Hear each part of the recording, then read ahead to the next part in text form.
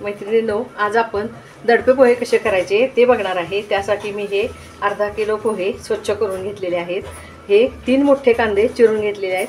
हे हिरव्या मिरच्या 5 ते 6, कढीपत्ता, गार्निशिंगसाठी आपण खोबरं, कोथिंबीर आणि बारीक शेव वापरणार आहे। आणि हे पोहे भिजवायला मी हे एक भांडं म्हणजे 1 ते 1.5 वाटी ताक आणि लागलं तर पाण्याचा वापर करणार आहे। आणि हा लिंबू ह्यामध्ये पिळून घेणार आहे। फोडणीसाठी आपण 5 ते 6 टेबलस्पून तेल, जिरे, मोहरी, हिंग वापरणार आहे। आता हे आपण पहिल्यांदा पोहे भिजवून घेऊया। पहिल्यांदा आपण ह्या पोह्यामध्ये हे चवीनुसार मीठ, साखर टाकून हे आपण हाताने जरासं मिक्स करून घेऊया। आणि त्यामध्ये हे आता ताक ओतून हे एकसारखे पोहे जास्त नाहीत भिजवायचे, थोडे थोडे कोरडेच आपण हे भिजवून घेऊया।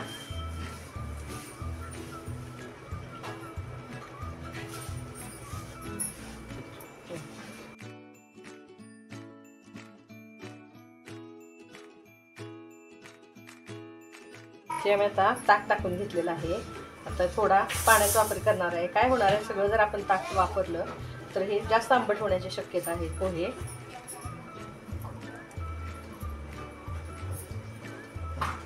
थोडं पाणी वापरून घेऊया आणि ह्यामध्ये लिंबू पिळून हे आता पोहे असेच मी फोडणी करेपर्यंत झाकून ठेवणार आहे।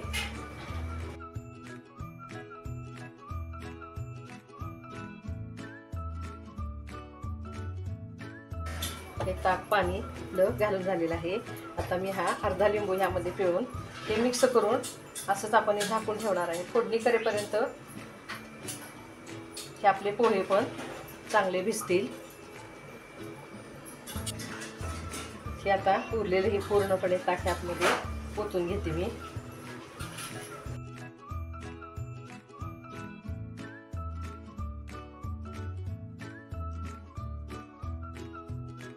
हे आता आपण फोडणी करून घेऊया। फोडणीसाठी हे तेल गरम करत ठेवलेलं आहे।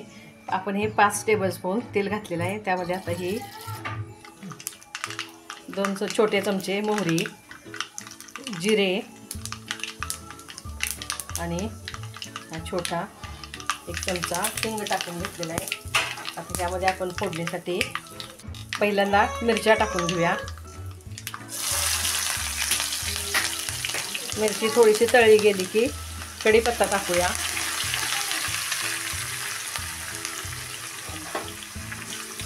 थोडा हलवून घ्या। नंतर हा आपण सगळा कांदा टाकून घेणार आहे। मोठे 3 कांदे आपण आज फोडणीसाठी वापरणार आहे।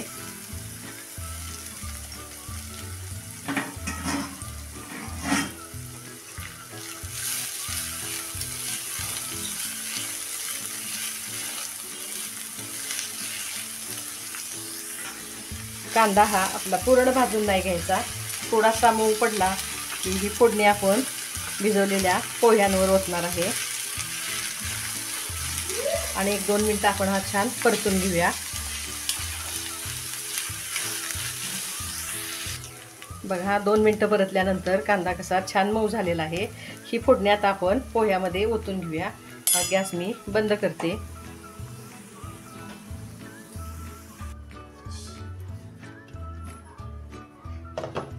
बघा हे आपले पोहे पण कसे छान भिजलेले आहेत। तुम्हाला जर जास्त कोरडे वाटले तर अजून त्यामध्ये तुम्ही ताक किंवा पाणी वापरू शकता।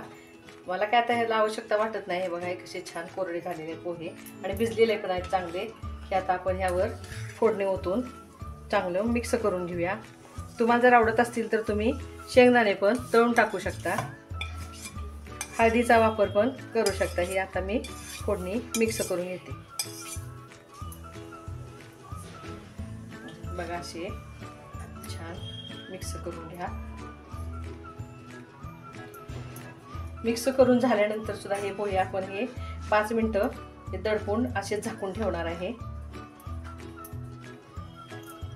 आपण स्वादासाठी त्यामध्ये थोडीशी कोथिंबीर मिक्स करून हे आता पोहे मी हे दाबून असेच आणखी 5 मिनिटं झाकून ठेवणार आहे।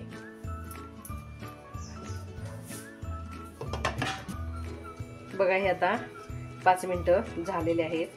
हे आता आपण पोहे सर्व करून घेऊया। बघा कसे छान झालेत. बघा हे आपले पोहे सर्व करून झालेले आहेत. बघा मैत्रिणींनो, माझ्या दडप्या पोह्याचा व्हिडिओ तुम्हाला कसा वाटला मला नक्की कमेंट्समध्ये कळवा. धन्यवाद.